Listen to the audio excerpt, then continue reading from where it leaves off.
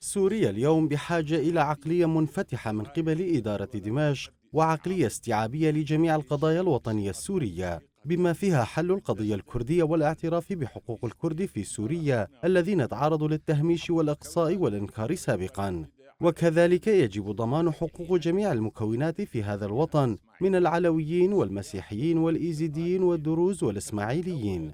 هذه هي سوريا المتنوعة مذهبيا وعرقيا ودينيا، ومن غير الممكن لسلطة دمشق التعامل بعقلية ضيقة ومتزمتة وإسلاموية مع هذه الحالة السورية. وأقول وبكل وضوح أن ذلك لن يبني سوريا الجديدة التي يطمح إليها كل السوريين.